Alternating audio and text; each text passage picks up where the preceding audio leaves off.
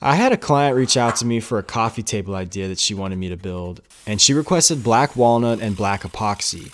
Now, being one of the most common combinations of colors, it really does not get old. Let's get the bark off. That said, I'm using a different species of walnut for this build. It's called English walnut, also known as Juglans regia. It's a close relative to black walnut, but just a little lighter in color, and the nuts produced by this tree compared to its relatives are some of the best tasting walnuts you can buy.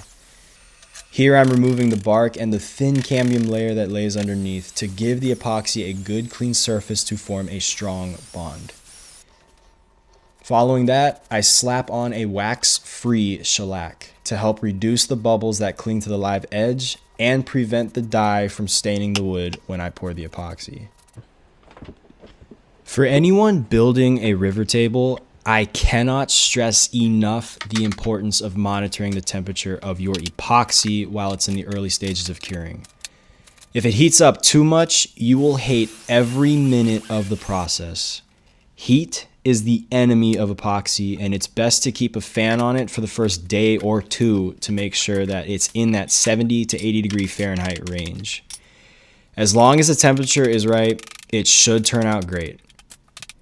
And about a week of curing later, this table is finally ready to come out of the mold and get surfaced.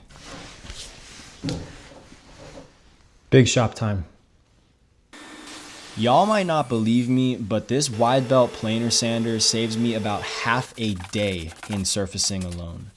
A couple passes with this thing and it's good to go for the long sanding process. Of course, you won't have to see all of the sanding that went into this build, but out of everything that you could rush, this is not one of them. After I took this table from 80 grit to the high hundreds, it was finally time to get to the part we all love. Now, with a good amount of elbow grease and an applicator pad, this Odie's oil really speaks to the eyes. Just buff on and buff off and it looks beautiful. Ready to go. Threw on some threaded inserts and some black steel box legs and it's a wrap. Let me know what you guys think. I love hearing your feedback. Thanks for watching, everyone, and thank you all for the support. I'll see y'all in the next one.